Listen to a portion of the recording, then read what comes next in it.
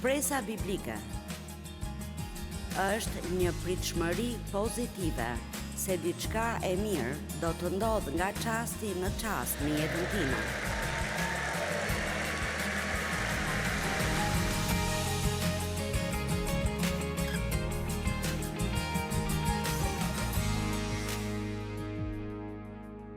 Mesazhi është nëse është thyer Zoti mund ta rregulloj.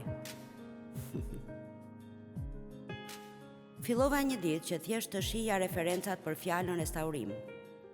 Dhe të restaurosh diçka do të thotë ta bësh atë të re, ose ta bësh atë më të mirë se sa ishte.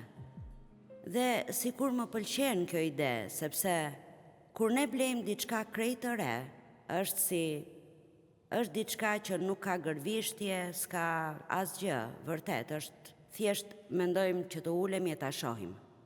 Por kur kemi rinovuar ndonjë mobilje që është ndoshta 20 vjeçare, përsëri është shumë e bukur. Por mund të ketë një dëmtim këtu apo një gërvishtje atje diku. Të jemi të sinqert, nëse i shohim ato mobilje sikur të jenë jeta jon, mendoj se ato dëmtime janë ato që na japin karakter. Amen.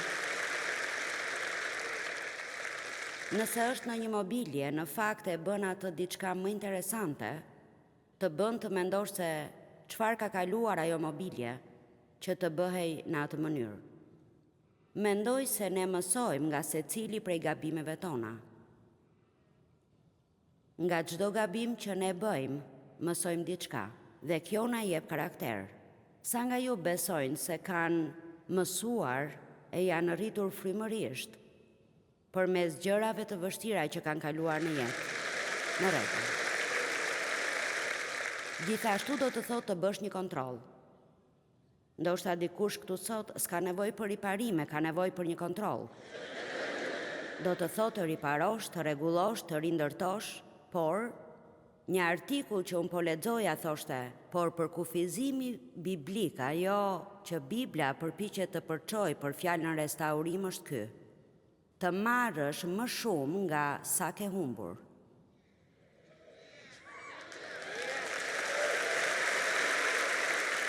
Mesazhi i sotëm ka një lajm të mirë.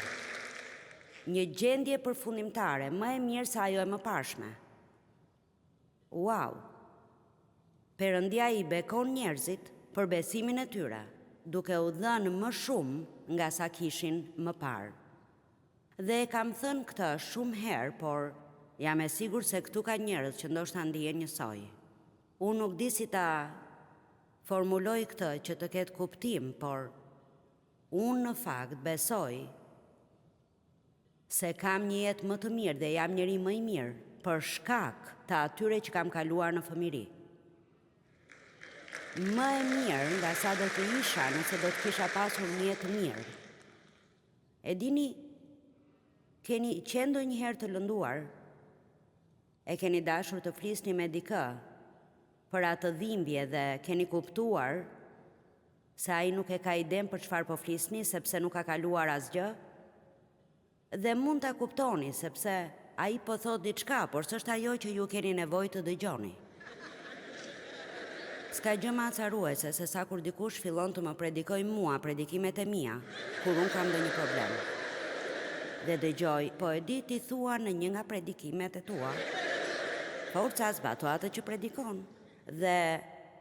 Por kur jemi lënduar, kur kemi kaluar diçka shumë të vështirë, dhe shkojmë të ndihmojmë dikë tjetër, ka një nivel plotësisht të ri të kuptuarit, dhe një nivel plotësisht të ri të dëmshurisë, që nuk mund t'ja japim askujt, nëse çdo gjë është thjesht një teori në kokën tonë, dhe ato që kemi kaluar si kemi vënë në zbatim në jetën tonë. Kështu ndonjëherë, kur Perëndia mund të na nxjerrë më shpejt nga një situatë, por nuk e bën, një nga arsyet pse lejon të kalojmë këtë, është që të na pajisë dhe që të na aftësojë të jemi në fakt në shërbim të Tij dhe të jemi të përshtatshëm për të ndihmuar të tjerët.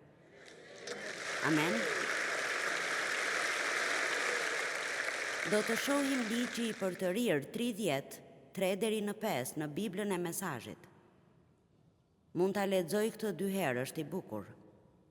Zoti Perëndia yt do të kthejë nga skllavëria. Do të ketë mëshirë për ty dhe do të mbledh përsëri nga radhët e popujve ndër të cilët të kishte shpërndar.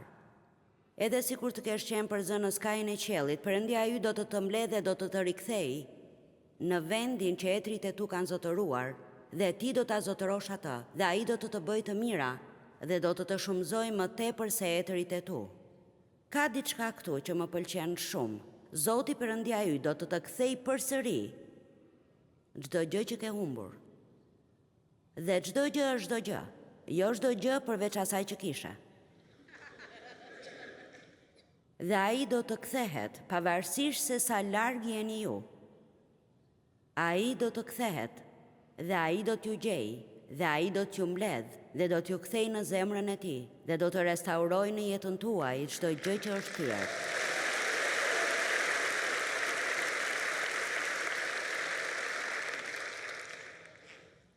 Bibla thot se Perëndia na jep një diadem në vend të hirit dhe shëron zemërthyrit.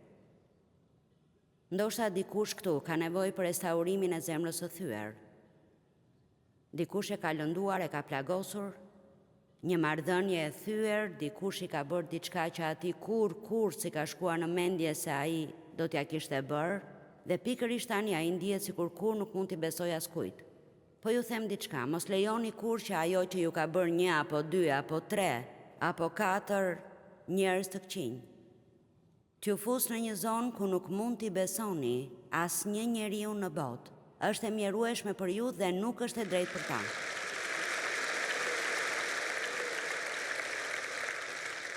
Isaia 61:7.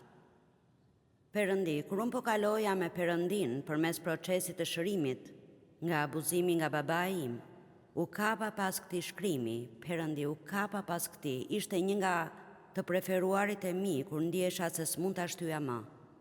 Isaia 61:7. Në vend të turpit tuaj do të keni nderim të dyfisht. Në vend të hutimit, njerëzit e tu do të ngazëllojnë në trashëgimin e tyre. Prandaj në vendin e tyre do të zotërojnë dyfishin e asaj që kishin më parë dhe do të kenë një ngazëllim të përjetshëm. Unë e them, kur rini me Perëndin, merrni dyfish për çdo problem.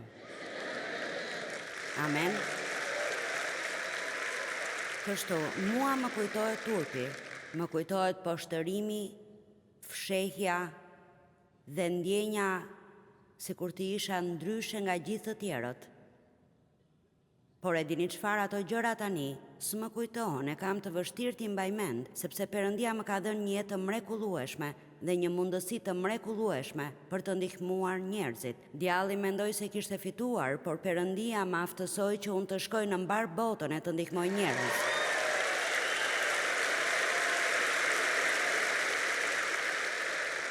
Tani le të flasim për shpresën. Shpresa është një motivues I madh. Nëse ngriheni nga shtrati të pashpresë, nuk doni të bëni asgjë. Por nëse do të kishit vetëm pak pika shprese, ato do t'ju ndihmonin të lëviznit këmbët, do t'ju ndihmonin të ngriheshit. Dhe djalli nuk do që ne të kemi shpresë, ai do të jemi të pashpresë. Dhe një nga gjërat që ai do të mendojmë është se kemi bërë gabime që s'mund të korrigjohen, se kemi prishur marrëdhënie që kur s'mund të rregullohen, se kemi bërë gjëra që s'mund të falen, se kemi qenë të sëmur për një kohë shumë të gjatë dhe nuk mund të shërohemi, se kemi pasur probleme me parat dhe duhet të dorëzohemi e të themi ndoshta gjithmonë do të kem probleme. Por sot Perëndia do t'ju gjallëroj shpresën në zemrën tuaj. Dhe shpresa nuk është thjeshtë po shpresoj. Kjo nuk është shpresë. Shpresa biblike është një pritshmëri pozitive se diçka e mirë do të ndodhë nga çasti në çast në jetën time.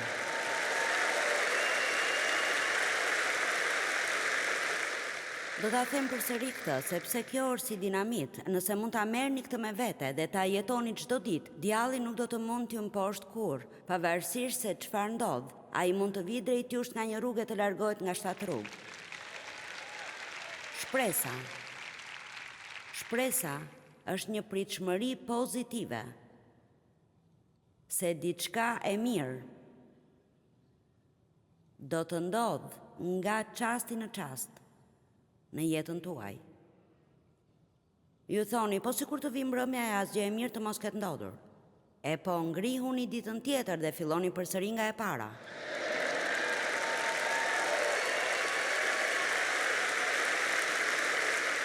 Bëja një djallit të ditur se s'do ta mbyllni gojën derisa ai të largohet. Zakaria 9:12 flet për të qenit të burgosur të shpresës.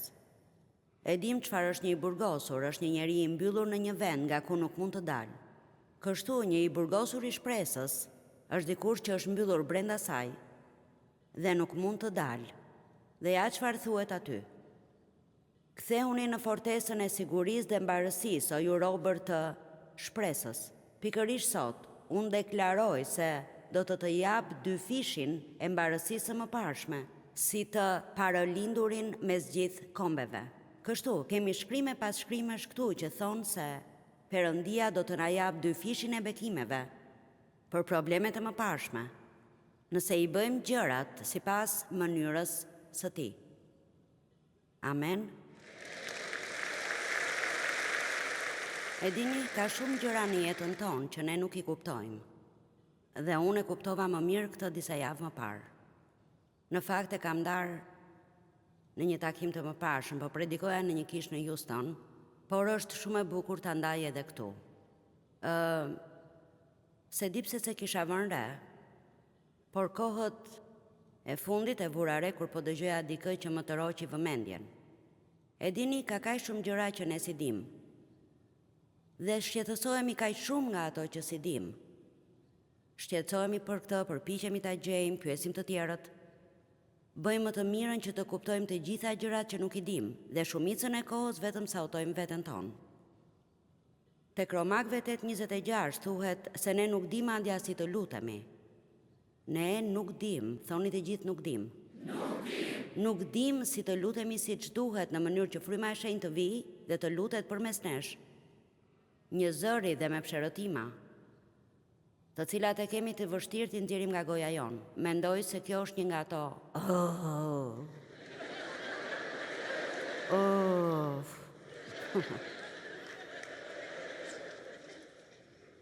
Pikërisht në këtë varg thot se ne nuk dim. Shihni vargun 26, ne nuk dim si të lutemi, situata jonë është e keqe dhe ne nuk dim si të lutemi. Ne nuk e dim, por e dim se të gjitha gjërat bashkëveprojnë për të mirë.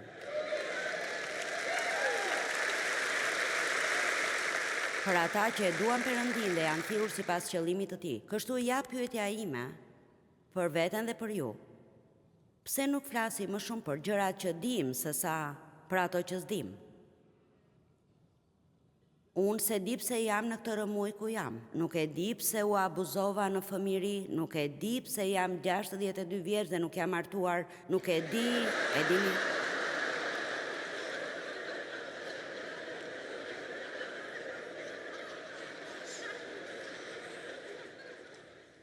Shumë të qeshura, pas keni pasur nevojë.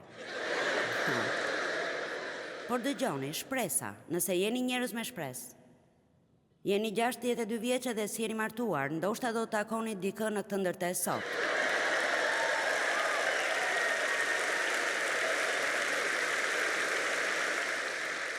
Sepse mund të jetë ndonjë burr 63 vjeçar këtu.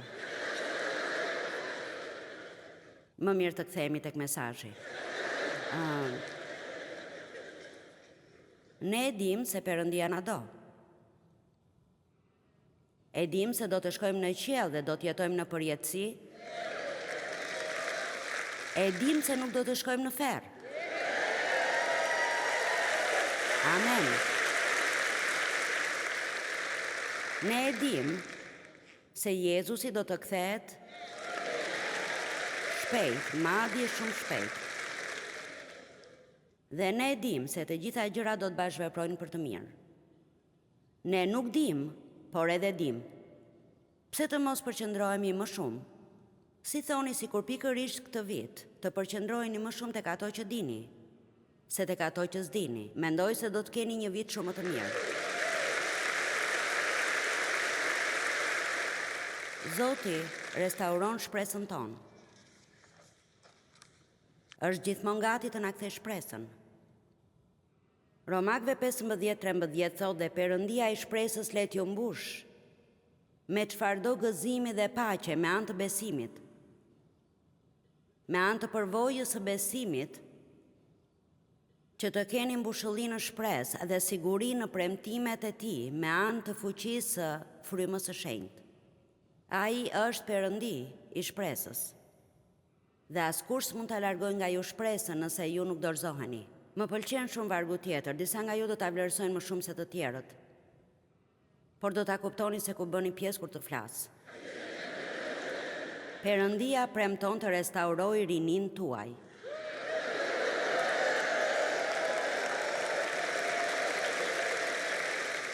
Dua të them se po të jeni 50 vjeç e sipër do t'ju pëlqej ky varg.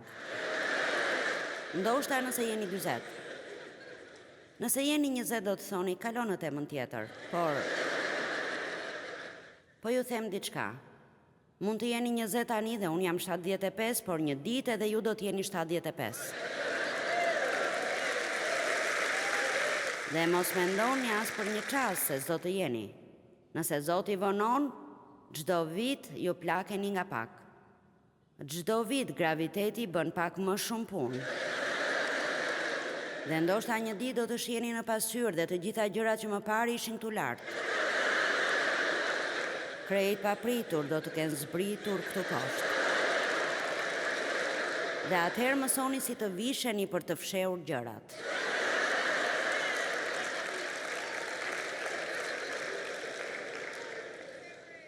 Psalmi 103:2-6. Beko shpirti im Zotin dhe mos harro asnjë nga të mirat që ka bërë. Ai fal të gjitha paudhësitë e tua dhe shëron të gjitha sëmundjet e tua, shpengon jetën tënde nga shkatërimi dhe të kurorëzon me mirësi dhe dëmshuri. Ai ngop me të mira gojën tënde, kënaq vitet e tua me gjëra të mira dhe të bën të ri si shqiponja. Amen.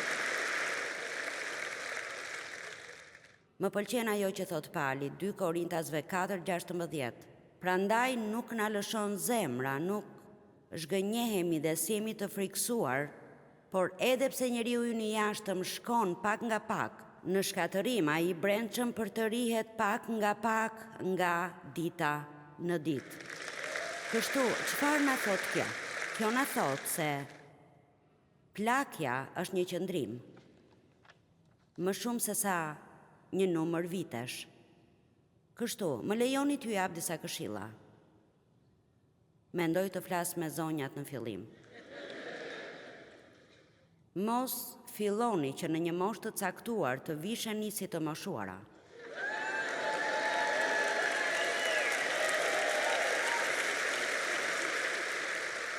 Tani, nuk mendoj se nëse jeni 60 vjeç, duhet të visheni si një 12 vjeçare, apo 16 vjeçare. Por, shpresoj të mos futem në telashe me këta. Por ju mund të shkoni në një dyqan të caktuar. Djali im e bëri këtë një ditë, shkuam për pazar dhe më tha, në rregull, unë dua që tani ta shikosh këtë, mama. Ai tha, mund të blesh në gjithë këta seksione. Në këtë seksion këtu ti mund të blesh. Dhe shtoj, dua të vësh re çfarë fillon të ndodh këtu. Dhe ju mund ta shihni. Çdo gjë fillon të bëhet pak më e vogël dhe bëhet edhe pak më, nuk e di, dukesh si më e vjetër. Ai tha, mama, kur nuk do të blesh në atë seksion të dyqanit. Ti mund të blesh gjëra vetëm në këtë pjesë. Ata mendojnë se duhet ta fshem moshën që kam, por unë ua them të gjithëve, gjithsesi. Mos e thoni këtë. Jam e plakur. Çdo gjë po shkatërohet. Çdo pjesë më dhem. S'mund ta bëj këtë tani, jam shumë e plakur. Jini pak aventurier. Sa më shumë plakeni, aq më të vendosur duhet të jeni për të provuar diçka të re. Dilni nga korniza dhe bëni diçka të re. Nuk ka rëndësi çfarë, edhe sikur të shkoni në punë nga një rrugë tjetër, të paktën do të jetë diçka e re. E dini? Nëse vishni çorape të zeza çdo ditë të jetës, vishni një palë kafe një herë, bëni diçka. Bëni diçka që edhe mund t'ju tremb. Sa nga ju e dinë se plakja është mendësi. Ju thjesht mbani një mendje të re, thjesht ruani një shpirt të ri. Dhe në fakt edhe trupi juaj do të punojë më mirë nëse e bëni këtë. Nëse mendoni si të moshuar, do të dukeni të moshuar. Dhe sa më shumë të flisni për këtë, aq më shumë njerëzit do të jenë dakord me ju. Perëndia restauron rinin ton. Më pëlqen vërtet shumë. Nëse dikush ka nevojë për rini të restauruar, sidomos për të pasur një qëndrim rinor. Edhe nëse ka një sjellje të hidhur, një sjellje të plakur, një sjellje të dorëzuar, unë lutem që ti t'i japësh një qëndrim krejt të ri sot, që të ndihet i ri së brendshmi, në emër të Jezusit. Amen.